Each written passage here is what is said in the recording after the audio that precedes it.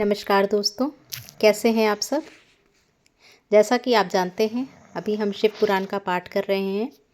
तो आज हम पढ़ेंगे विद्येश्वर संहिता का 21वां अध्याय। तो चलिए महादेव का नाम लेके शुरू करते हैं। 21वां अध्याय, शिवलिंग की संख्या। सूत जी बोले, महर्षियों, पार्थिव लिंगों की पूजा करोड़ों यज्ञों का फल देने वाली है। कलयुग में शिवलिंग पूजन मनुष्यों के लिए सर्वश्रेष्ठ है। यह भोग और मोक्ष देने वाला एवं शास्त्रों का निश्चित सिद्धांत है। शिवलिंग 3 प्रकार के हैं, उत्तम, मध्यम और अधम। 4 अंगुल ऊंचे वेदी से युक्त सुंदर शिवलिंग को उत्तम शिवलिंग कहा जाता है। उससे आधा मध्यम तथा मध्यम से आधा अधम कहलाता है। ब्राह्मण, क्षत्रिय, वैश्य तथा शूद्रों को वैदिक उपचारों से आदरपूर्वक शिवलिंग की पूजा करनी चाहिए। ऋषि बोले, हे सूत जी, शिव जी के पार्थिव लिंग की कुल कितनी संख्या है। सूत जी बोले, हे ऋषियों, पार्थिव लिंग की संख्या मनोकामना पर निर्भर करती है। बुद्धि की प्राप्ति के लिए सद्भावना पूर्वक 1000 पार्थिव शिवलिंग का पूजन करें।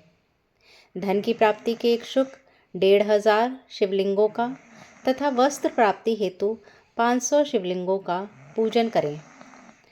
भूमि का इच्छुक 1000, दया भाव चाहने वाला 3000, तीर्थ यात्रा करने की चाह रखने वाले को 2000 तथा मोक्ष प्राप्ति के इच्छुक मनुष्य 1 करोड़ पार्थिव लिंगों की वेदोक्त विधि से पूजा आराधना करें। अपनी कामनाओं के अनुसार शिवलिंगों की पूजा करें।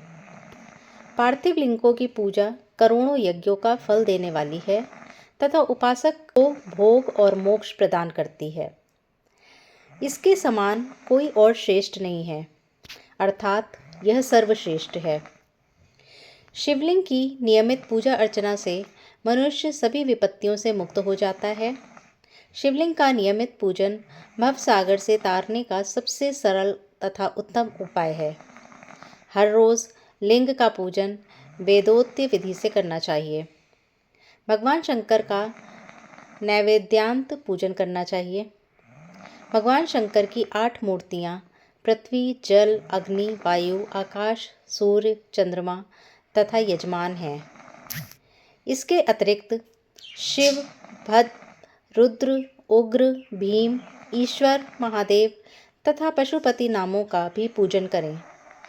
अक्षत, चंदन और बेलपत्र लेकर भक्तिपूर्वक शिव जी का पूजन करें तथा उनके परिवार, जिसमें ईशान, नंदी, चंड, महाकाल, भृंगी, वृष, स्कंद, कपदीश्वर, शुक्र तथा सोम हैं, का 10 दिशाओं में पूजन करें। शिव जी की वीरभद्र और कीर्तिमुख के पूजन के पश्चात 11 रुद्रों की पूजा करें।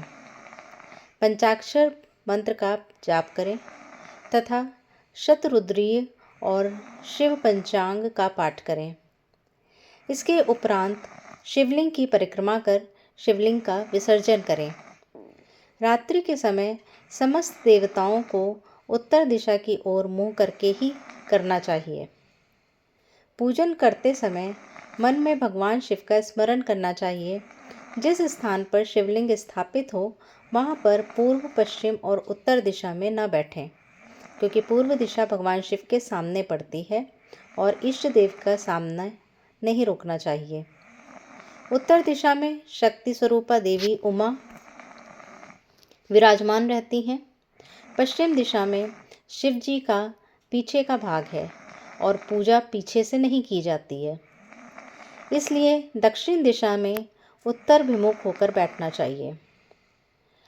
शिव के उपासकों को भस्म से त्रिपुंड लगाकर रुद्राक्ष की माला, बेलपत्र आदि लेकर भगवान का पूजन करना चाहिए।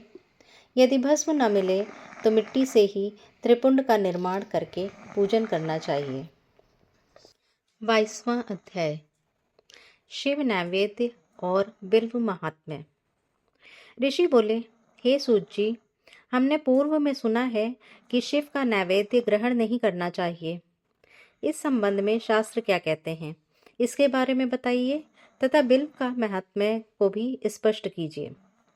सूत जी ने कहा, हे मुनियों, आप सभी शिव व्रत का पालन करने वाले हैं, इसलिए मैं आपको प्रसन्नता पूर्वक सारी बातें बता रहा हूँ। आप ध्यान से सुने। भगवान शिव के भक्त को जो उत्तम व्रत का पालन करता है तथा बाहर भीतर से पवित्र व शुद्ध है, अर्थात निष्काम भावना से भगवान शंकर की पूजा अर्चना करता है, शिव नैवेद्य का अवश्य भक्षण करना चाहिए, क्योंकि नैवेद्य को देख लेने से ही सारे पाप दूर हो जाते हैं।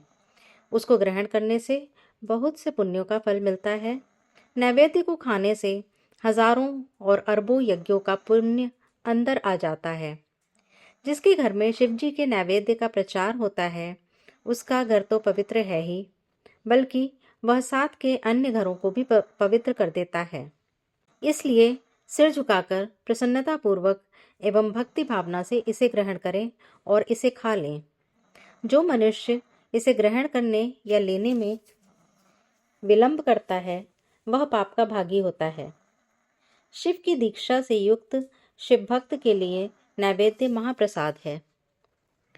जो मनुष्य भगवान शिव के अलावा अन्य देवताओं की दीक्षा भी धारण किए हैं, उनके संबंध में ध्यानपूर्वक सुनिए।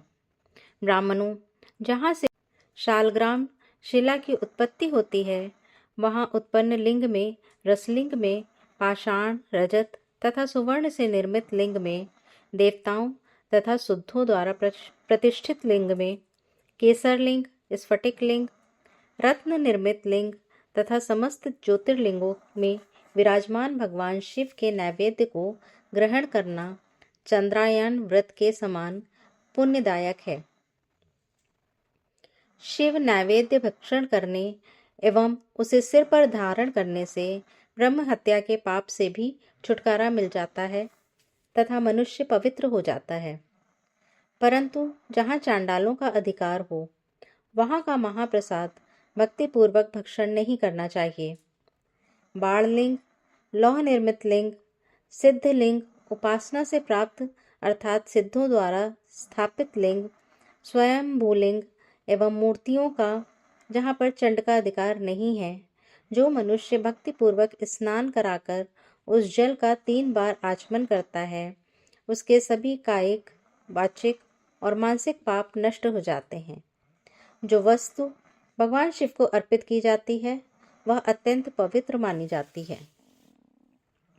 हे ऋषियों, बिल्व अर्थात बेल का वृक्ष महादेव का रूप है। देवताओं द्वारा इसकी स्तुति की गई है। तीनों लोकों में स्थित सभी तीर्थ बिल्व में ही निवास करते हैं, क्योंकि इसकी जड़ में लिंग रूपी महादेव जी का वास होता है। जो इसकी पूजा करता है, वह निश्चय ही शिव पद प्राप्त करता है। जो मनुष्य बिल्व की जड़ के पास अपने मस्तक को जल से सींचता है, उसे संपूर्ण तीर्थ स्थलों पर स्नान का फल प्राप्त होता है। बिल्व की जड़ों को पूरा पानी से भरा देखकर भगवान शिव संतुष्ट एवं प्रसन्न होते हैं। जो मनुष्य बिल्व की जड़ों अर्थात मूल भाग का गंध, पुष्प इत्यादि से पूजन करता है, वह सीधा शिवलोक जाता है। उसे संतान और सुख की प्राप्ति होती है। भक्तिपूर्वक पवित्र मन से बिल्व की जड़ में दीपक जलाने वाला मनुष्य सब पापों से छूट जाता है। इस वृक्ष के नीचे जो मनुष्य एक शिव भक्त ब्राह्मण को भोजन कराता है, उसे 1 करोड़ ब्राह्मणों को भोजन कराने का फल मिलता है। इस वृक्ष के नीचे दूध घी में पके अन्न का दान करने से दरिद्रता दूर हो जाती है। हे ऋषियों, प्रवृत्ति और निवृत्ति के 2 मार्ग हैं। प्रवृत्ति के मार्ग में पूजा पाठ करने से मनोरथ पूर्ण हो जाते हैं। यह संपूर्ण अभीष्ट फल प्रदान करता है। किसी सुपात्र गुरु द्वारा विधि विधान से पूजन कराएं। अभिषेक के बाद अगहनी चावल से बना नैवेद्य अर्पण करें। पूजा के अंत में शिवलिंग को संपुट में विराजमान कर घर में किसी शुद्ध स्थान पर रख दें। निवृत्ति मार्गी उपासकों को हाथ में ही पूजन करना चाहिए। भिक्षा में प्राप्त भोजन को ही नैवेद्य के रूप में अर्पित करें। निवृत्ति पुरुषों के लिए सूक्ष्म लिंग ही श्रेष्ठ है। विभूति से पूजन करें तथा विभूति को ही निवेदित करें। पूजा करने के उपरांत लिंग को मस्तक पर धारण करें। तो दोस्तों, 22वें अध्याय की समाप्ति यहाँ पे करते हुए आपसे विदा लेती हूँ।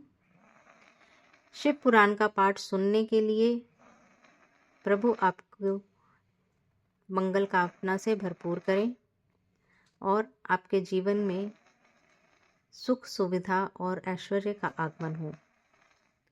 हर हर महादेव।